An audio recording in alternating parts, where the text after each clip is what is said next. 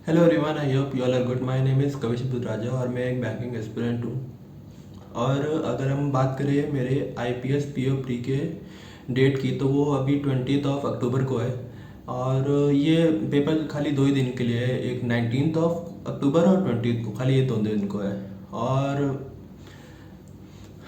अगर ऐसे उसकी प्रिपरेशन की बात करें तो मैंने लास्ट एक मॉक टाइप का चेक, जैसे मैंने आईबीपीएस क्लर्क दिया था प्री 24 अगस्त को, वही मेरा लास्ट था प्री का। उसके बाद मैंने प्री का कुछ पढ़ा ही नहीं है, क्योंकि 3 बैक टू बैक मेंस थे।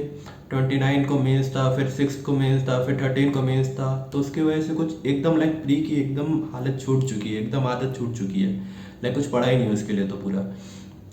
तो इस वीडियो में बेसिकली मैं यही बताऊंगा कि मैं मेरे पास्ट एक्सपीरियंस, मैंने लास्ट ईयर भी ये दिया था और क्लियर हुआ था ये मेरा। तो उसके एक्सपीरियंस से बताऊंगा कि क्या क्या चीज़ें जो नहीं करनी है आपको, और क्या तो कुछ टिप्स वगैरह जो बोलना चाहे वो बोल दें। जैसे अगर हम बात करें, सबसे पहले सीक्वेंस में जाएँ, सबसे पहले बात होगी इंग्लिश की। तो इंग्लिश की बस मैं एक चीज़ बोलूँगा, वो है एक्यूरेसी। लास्ट ईयर मेरे को याद है, बहुत लोगों के मार्क्स कहते हैं, अगर देखा जाए तो सेक्शनल कट ऑफ नहीं निकल रही थी। कट ऑफ पार हो रही थी, लेकिन सेक्शनल कट ऑफ इंग्लिश की पार नहीं हो रही थी। इंग्लिश की सेक्शनल कट ऑफ शायद 11 मार्क्स गई थी, और 11 मार्क्स लोगों के नहीं आ रहे थे, क्योंकि उन्होंने ओवर अटेम्प्ट किया था। हम क्या होता है कि हम सारे क्लर्क पेपर देकर जाते हैं। इसके पहले हम लोग ने आईपीएस क्लर्क दिया होता है उस प्री में, वो काफ़ी इजी होता है। वहाँ पे 30 आउट ऑफ 30 कहते हैं लोग कर लेते हैं, अटैम्प्ट करते हैं, उसमें 23-25 मार्क्स तक आ जाते हैं। और यही हम ट्राई करते हैं पीओ के पेपर में जाके, कि हम सारे मार्क्स गेन इंग्लिश से कर लें, फिर हम रीजनिंग और क्वांट्स की सेक्शनल कट ऑफ निकाल लें आराम से। लेकिन ये ना करके हमको एक इंग्लिश में बैलेंस बनाने के लिए थोड़े अटैम्प्ट करें, लेकिन एकदम एक्यूरेट अटैम्प्ट करें। 2-3 गलत होते हैं वो चलता है। जैसे आपने 23 किए हैं, उसमें 2-3 गलत हुए हैं, ठीक है, चलता है। आप 27-28 कर रहे हो, उसमें 7-8 गलत हो जा रहे हैं, तो नहीं चल पाएगा। आपको ध्यान रखना है। और जैसे अगर हम बात करें किन चीज़ों में एक्यूरेसी रखनी है इंग्लिश में, मेनली पैराजम्बल। अगर पैराजम्बल जैसे एक लाइन वाला, जैसे जो आप आजकल आ रहा है वो आया, तो वो इजी होगा। लेकिन जो जैसे पैराग्राफ वाला आता है, उसमें कुछ लोगों को क्या होता है कि डाउट होता है, लेकिन फिर वो मार्क कर देते हैं। अगर आपके 5 मार्क इसमें चले गए और आपके बाकी क्वेश्चन में कुछ ना कुछ गलत होंगे, तो आपकी बहुत गंदी एक्यूरेसी गिर जाएगी। तो आपको बस यही ध्यान रखना है, अगर आपके पास कॉन्फिडेंस है कि आपको पता है कि आपका मार्क्स में सही होता था, आपने पुराने पेपर दिए उसमें सही हुआ है, तो आप अटेम्प्ट करना।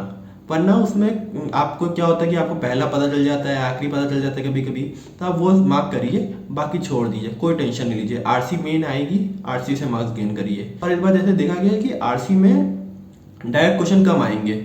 आपको जैसे ट्रू फॉल्स दे रहे हैं, तो आपको अच्छे से पैराग्राफ जो है वो पढ़ना है, मेन उसको अच्छे से कॉम्प्रीहेंड करना है। आपको ये नहीं देखना है कि खाली हम डायरेक्ट वाले क्वेश्चन करेंगे, क्योंकि आपको पूरा इसलिए अच्छे से पढ़ना होगा, क्योंकि ट्रू एंड फॉल्स बार बार कुछ घुमाएगा। आपको कभी कुछ चीज़ें जो उसमें नहीं लिखी होगी, लेकिन वो आपको उससे निकालनी होगी।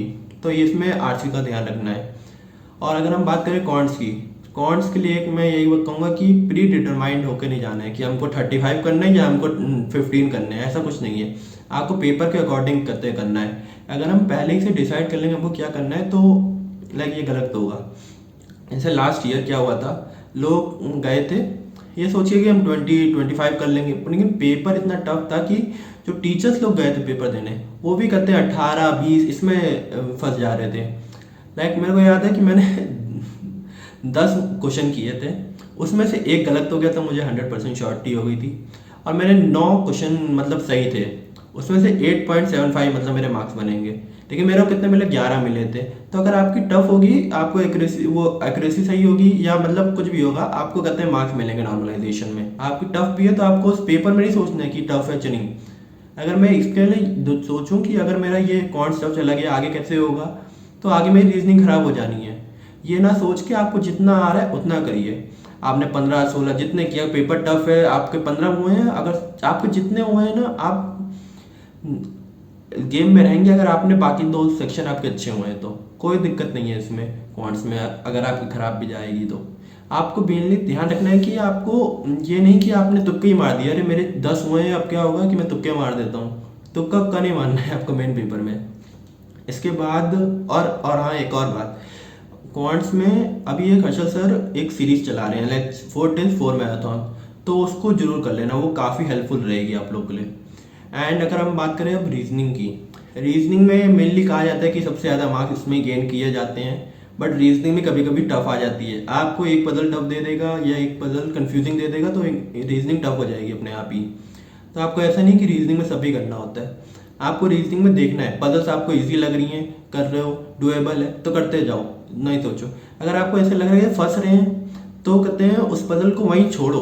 लाइक आपके पास एक ब्लैंक पेज होगा, उसमें पजल आप बना रहे हो, वो पूरा पेज छोड़ दो, आगे बढ़ जाओ। टाइम मिले, लास्ट के 2-3 मिनट बच रहे हैं, कोई और नई पजल नहीं उठा सकते हैं, उस पजल को उठाओ और देखो ध्यान से कि आपने डायरेक्शन या गलत ना पड़ी हो या कोई एक लाइन मिस ना की हो। हमेशा हमारे साथ यही होता है कि हम एक लाइन मिस करते हैं और हम उसी समय उस लाइन को ढूंढने की कोशिश करते हैं और उस समय वो लाइन नहीं मिल सकती, क्योंकि उस समय हमको इतना प्रेशर होता है कि हमको करना है, तो इस समय नहीं हो पाएगा।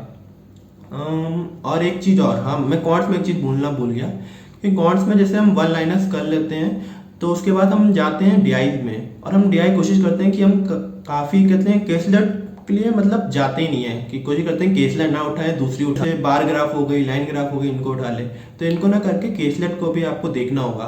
बहुत बार ऐसा होता है 3 मार्क्स के क्वेश्चन के होती हैं केसलेट ज़्यादातर, लेकिन वो ईजी होती हैं, तो आपको इसको भी केसलेट को भी ध्यान रखना होगा। और रीजनिंग का मैंने जो बता दिया आपको, आपको उसमें ध्यान रखने का इसमें पजल्स में, कि पजल्स में ऐसे देखना है कि ऐसे कुछ छूटे ना, कोई लाइन ना छूटे, और जो मिसलेनियस होते हैं उसको ज़्यादातर सही करने की कोशिश करनी है। और मिसलेनियस में ब्लड रिलेशन नहीं पकड़ना, इजी आता है, कभी कभी इजी आ जाता है, बहुत कुछ लोग कहते हैं कि प्री डिटरमाइंड ना होकर जाओ, लेकिन इस चीज़ में मैं हमेशा से प्री डिटरमाइंड ही रहा हूँ। मैं ब्लड रिलेशन कभी नहीं छूता हूँ। हर बार यही हो रहा है कि मतलब इतना ज़्यादा, मतलब ये चीज़ सेम चीज़ हो रही है कि हर पेपर में ब्लड रिलेशन बच्चा उठा रहा है और कहते हैं उसका वो नहीं बन रहा है। ऑफकोर्स बन भी सकता है, लाइक किसमें था ये, IBPS क्लर्क प्री में मैंने उठाया, बन गया। अगर क्या होता अगर मैं स्टार्टिंग में उठा लूँ ना तो पेपर मेरा चला गया, मेरे से वो नहीं बना तो गिर गया, क्योंकि उसमें कभी कभी कुछ ऐसी कंडीशन होती है हम मिस कर देते हैं। और क्या होता है 3 लोग जो मतलब जो भी लोग हैं पेपर दे रहे होते हैं, उनको लगता है कि 3 क्वेश्चन है और छोटी 3-4 लाइन के होता है, बन जाएगा आराम से, लेकिन वो नहीं बनता है। जिनको अगर एक्सपीरियंस नहीं होता है, जिन्होंने पहला पेपर दे रहे होते हैं कि ये सोच के कि हमको तो पीओ ही बनना है, हमको क्लर्क तो बनना नहीं है, इसलिए हम डायरेक्ट पीओ का पेपर देंगे, IPS पीओ देंगे, SBI पीओ देंगे, क्लर्क तो देंगे नहीं हम, क्योंकि उनको बनना ही नहीं है। तो वो डायरेक्ट यही पेपर देने जाते हैं और ब्लड रिलेशन पकड़ते हैं और बैठ जाते हैं। तो आपको ये ध्यान रखना है कि ब्लड रिलेशन डायरेक्ट नहीं उठाना है, और जो डायरेक्शन के क्वेश्चन आते हैं उसमें ट्राई करना है कि एक बार में सही क्वेश्चन बने, आपको दूसरी बार जाना नहीं है, चेक नहीं करने जाना पड़े, ये आपको ध्यान रखना है।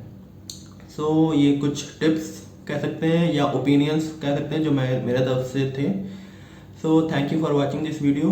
और हाँ, एक और चीज़, लाइव मॉक मत देना अभी इस समय, कोई फ़ायदा ही नहीं है लाइव मॉक देने का। आप एक दिन लाइव मॉक दोगे, 2 दिन इंतजार करोगे, अगले दिन उसका एनालिसिस करोगे आप, इससे अच्छा तो अगले दिन एक और मॉक दे दोगे आप।